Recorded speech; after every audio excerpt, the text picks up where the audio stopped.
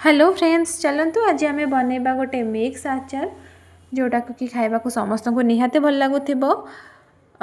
से आम एठी लेंबू को एमती छोट छोट करी काटी नेबा। तापरे गाजर को मध्य आम काटी नेबा।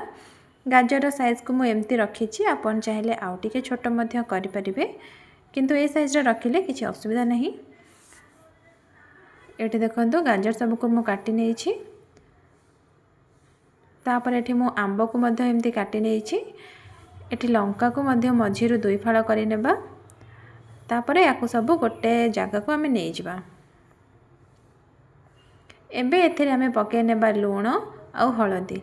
लूण हळदी पकेले एथिरे पोक लागिबनी। याकु भल भाबे गोळै नेबा।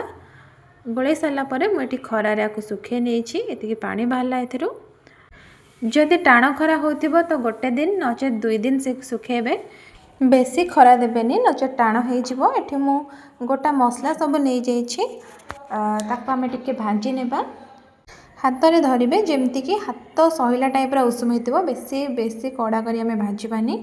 एठी मु सोरिष तेल को उषुम करिके ठंडा करी नै जाइछि। एथिरे रेड चिली पाउडर पके नेबा। आको आमे भल्लो भाबे गोळे कि मिसे नेबा। तापरे मु एठी देइ दोछि लूण गोटे चम्मच आ हळदी। आको पके कि भल्लो भाबे गोळे नेबे। गोळे सारला परे आमे सेथिरे एबे देइ नेबा जो गोटा मसलाटा को भाजी रखिथिले ताको ग्राइंड करी नेछि। सब मसला एथिरे देइ नेबा। देइके आको भल्लो भाबरे गोळे नेबा। गोळे सारला परे एथिरे आमे देइ देबा जुआणी। जुआणी को हाथ रे एमति टिके मक्ची के देइ देबे। कळा जीरा मु एठी नेछि, आको मते हाथ रे टिके भल्लो भाबे मक्ची नेबे। तापरे एथिरे देइ देबा हेंगु। गोटे चम्मच मु हेंगु नेछि। आको पके कि भल्लो भाबे गोळे नेबा।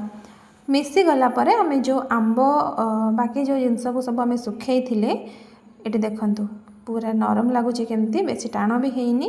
गोटे दिन माको खरा रे सुखैछि। आ ऊपर एबे आमे सेही सोरिष तेलर जो मसला गोळे रखिथिले ताको देइ नेबा।